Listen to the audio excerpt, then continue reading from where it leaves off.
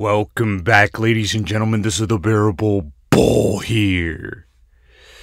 And I got this aggressively average content for you today, as the crypto market has decided to have a little healthy pullback. And it's always interesting to watch retail investors panic on healthy corrections. Ladies and gentlemen, Bitcoin at 36K, XRP at 59 cents. And the rest of the market in general is in red. These are things that I watch out for and I think are very healthy for the total forward progress of crypto. But what you need to understand is you always need to zoom out. You always have to have the midterm and long term in mind. But the day-to-day is mostly irrelevant. We are in a long-term bullish uptrend. And we need to understand that some of the best analysts that I like to follow know this as well. I would highly recommend following Credible Crypto, as he's been on the money recently. Give him a follow on Twitter, as he states, man, it's freaking time. Easy mode, up only, bear steaks for dinner. Call it what you want, but it's time. And Blockchain Backer gave a great overall lesson for us to take note of. Everyone has gotten way too used to green candles. I think about it every day. Any red is going to destroy the dopamine high. But that's what we need in order to recalibrate and push on to higher highs. Ladies and gentlemen, being in a bear market as rough as we've had for the past 2 years has dissuaded a lot of people. We are currently in the disbelief phase of the crypto bull run. And if you didn't know now you know. We are 100% on the money in predicting this crypto market in 2023. There has not been a single call that we've made that has been incorrect this year in particular. And we're only going to keep being right moving forward. 2022 was a hard lesson. And 2024 is when we get our payout for all the lessons we've learned. Now, ladies and gentlemen, part of the reason why is because the SEC has changed their tune. Ripple has been very transparent and open since day one. And the SEC has lost unbelievable power and credibility taking them on. Ripple absolutely annihilated them in court. And remember, in my previous video, I had discussed how I believe the CFTC is going to gain more power in regulating crypto as the SEC has started giving way. Kathy Wood from ARK stated that the tide is shifting. And when people like this start talking about the regulatory process getting easier, you know that Ripple has changed the game forever. Something has changed. So we had put in a number of times a filing and we were just denied. Never got any questions, really never got any response. This time, this summer, we got questions back from the SEC. Now, normally when you get questions from the SEC, you're just saying, oh my goodness. We were thrilled to get questions back because it means they're engaged now. Now, we have met a number of the research people at the SEC on the research side, and they are extremely sophisticated. They know what they're talking about, and the level of sophistication of their questions suggested, okay, now they're moving deeply into this. And we answered those questions. We have not heard back. That's a good sign too. They never tell you that you've satisfied them, but if you don't hear from them, that usually means that you have satisfied the answers to the requests. So that was new, and we also know that BlackRock got questions. Mm-hmm. We put our answers in first. I think they have followed, and I'm not sure about anyone else. Mm-hmm. That was different, and it says, okay, there's movement, and we are the first in line. Just because we kept refiling, others gave up, and so, but we just kept refiling. We just kept, and we became first in line. So David against Goliaths, right? And that's January 10th is the final deadline. They've been able to push it. It's very orchestrated. Push it, but the final, they either approve or deny on January 10th. And what do you think? Well, again, I mentioned something has changed. Right. That's good. The odds have gone up.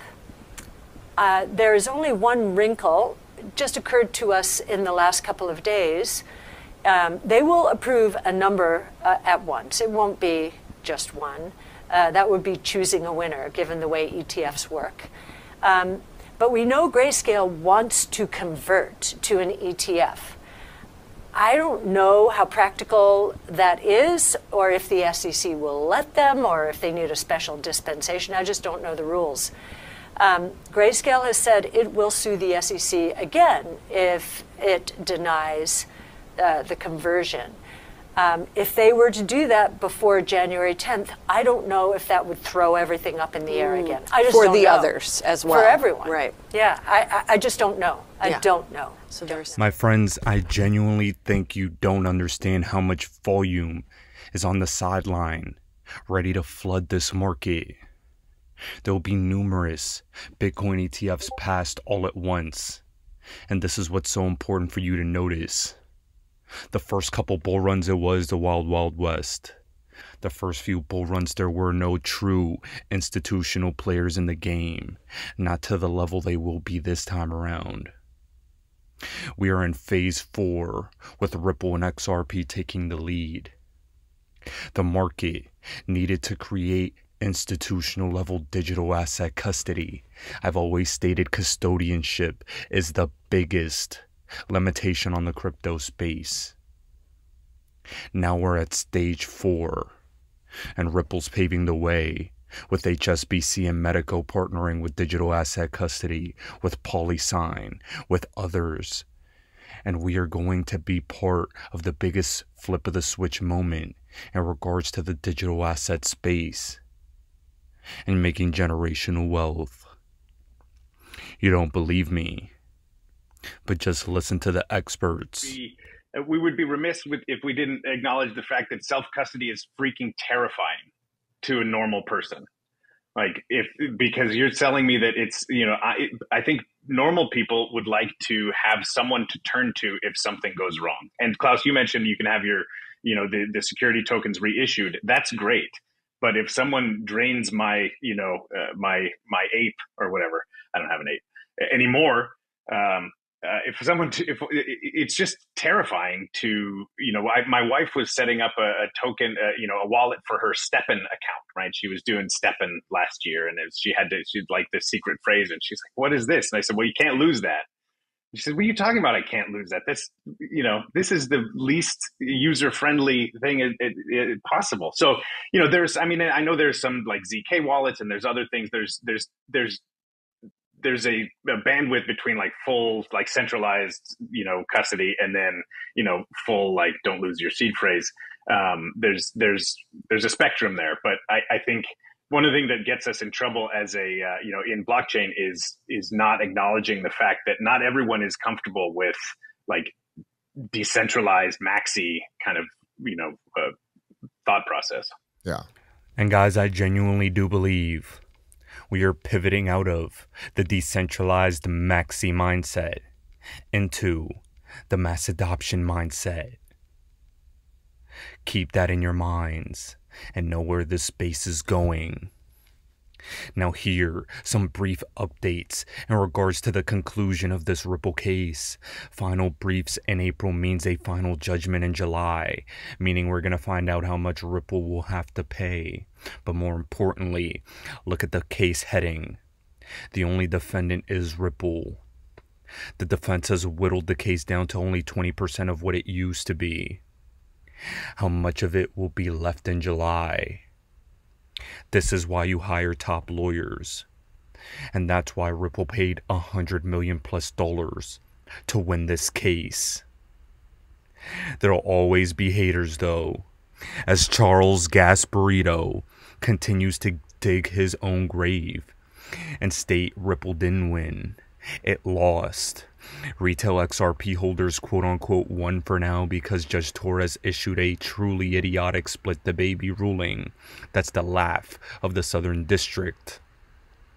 My friend, you are the laughing stock of Fox, and you're about to fuck around and find out.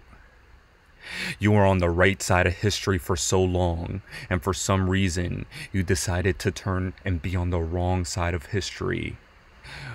You'll remember all these tweets as a reference when we hit April 2024 and things are much better for the XRP army. Now, ladies and gentlemen, to cap off this video for today, we have this tweet titled "The Bank of Japan has collapsed as the assets and bonds on their balance sheet are completely worthless. The yen is worthless, and next up could be the Federal Reserve. The yen is currently brutally weak at this moment in time. And as far as I can tell, Japan likes a weak yen because foreigners can come in and really spread their dollar out very, very far. The Japanese Deputy Finance Minister, Akazawa, stated they don't have a specific FX level in mind in deciding when to intervene. But something I want all of you to keep in the back of your minds is that one of the biggest players in the future of Ripple and XRP adoption is SBI and Yoshitaka Kitao of Japan. And maybe Japan becomes the first catalyst. Maybe we need to see this happen.